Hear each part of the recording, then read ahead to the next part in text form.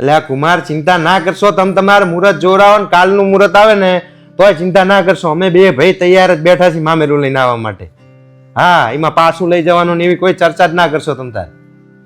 હા, અને બીજી કઈ જરૂર હોય ને તોય કહેજો તમ તાર. હા, ચિંતા કર્યા વગર પ્રસંગ કરો તમ તાર ધમ ધડાકાથી. એ હા હા હા, જય શ્રી કૃષ્ણ.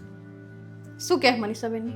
મનીષાબેન ને એવું કહે ભાણિયાનું મુહૂર્ત જોડાવા જાય એટલે કે તમે તૈયારીમાં હો ને સગવડ હે ને તમારી જોડે નક્કી કે મુહૂર્ત પછી 2 મહિના પછી રાખીએ. એટલે મેં એમને એવું કીધું કે તૈયારી રાખો તમ તાર, તમે કાલ લઈને કે આવશો ને મામેરુંનું તોય અમે મામેરું ભરી દઈશું તમ તાર, ચિંતા ના કરશો. આમ તમને કેટલી ઈચ્છા છે મામેરું ભરવાની? તું કે કેટલું ભરાય એમ? હું તો કહું 1.5 લાખ રૂપિયાનું ભરત ઘણું. 1.5 લાખ રૂપિયા? હા, બે ભાઈ વચ્ચે 1.5 લાખ રૂપિયા? હા, તે શું વાંધો છે? 1.5 લાખ રૂપિયા મામેરું કહેવાય, એમાં શું વાંધો છે તમને? એટલે મોડી તને ખબર હે કે ઈ જીને જાણે અમે પરણાઈ ને પપ્પા હતા ને તાણ પરણાઈ હતા, આપણી પરિસ્થિતિ નથી સારી, બરોબર? હવે એ ટાઈમે આપણે એને કંઈ જ કર્યા વગર સાદી રીતે એને પરણાઈ દીધી સમૂહ લગ્નમાં. એ છોડી એક માંગ નહીં કરી કે પપ્પા મારા આ જોઈએ, ભાઈ મારા આ જોઈએ, કામ નથી. હવે એનો એકનો એક ભાણિયો હોય, એના ઘરે પ્રસંગ આવ્યો હતા, આપણે આ કરવાનું 1.5 લાખ રૂપિયા તાણે નતું તે 1.5 લાખ રૂપિયા બુડી અત્યારે હાલ 1 તોલો હોનું નહીં આવતું. તે શું થઈ ગયું? આપણે વાહે પ્રસંગ આવે છે, તમે જાજુ મામેરું ભરત આપણને નડે વાત. એટલે મોઢી ભગવાનનું આલેલું આપણે પપ્પા જ્યાં પછી આપણા ઘરે તું જોતો ખરી જેવી જાહો જલાલી આવી હે. તે હારું એટલે આપી દેવાનું હોય. તે પણ આપણે એક સોડી હેવી જગ્યાએ 2 સોડીયું હોત તો મોઢી તું વિચારતી જ નહીં.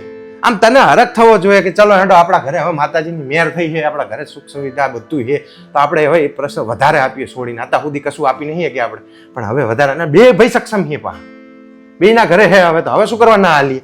અને એને આમ એમ થવું જોઈએ કે મારા પપ્પા નહીં તો મારા ભાઈઓએ મારા પપ્પાની કમી નહીં મહેસૂસ થવા દીધી. એવું ના થાય.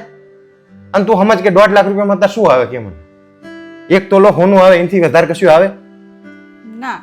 તો પછી અને મમ્મીનો જીવે ના દુભાય. તમે આટલું તમે ખાલી 1.5 લાખ રૂપિયાનું લઈને જાઓ અને ના હોય સગવડ તો આપણે કદાચ ના લઈ જઈએ હેડો, પણ હવે તો આપણને ભગવાને બોરે આલ્યું હોય, હવે શું કરવા ના લઈ જઈએ? આમ તો વાત સાચી, ઘણું બધું આપે ભગવાન. તો પછી અને આવું જો તારા ભાઈ તારી જોડે કરે તો કેવું લાગે છે કે 1.5 લાખ રૂપિયા લઈને આવ્યા હોય, તને કેવું લાગે? ના હારું. અને ના હોય તો બરોબર આપણે સમજીએ, ના હોય તો ના લઈ જઈએ, પણ હે તો આલીએ ને એમ. અને છોડીઓને આલવાથી વધે, ઓછું ના થાય કોઈ દાડે. હા, એ વાત સાચી છે, છોકરીને આપવાથી વધે. તો પછી હરખીને તારા તું ભાભીને ફોન કરીને કહેજે ભાભી મામેરાની તારીખ લેવા ગયા હે તારા હાલ, આપણે વધારે વધારે જેટલું થઈએ કેટલું મામેરું ભરવાનું, છોડીને રાજી કરવાની. એને એવું થવું જોઈએ મારા પપ્પા નહીં તો મારા ભાઈઓ મારા પપ્પાની કમી નહીં મહેસૂસ થવા દીધી. હા, હું કહીશ.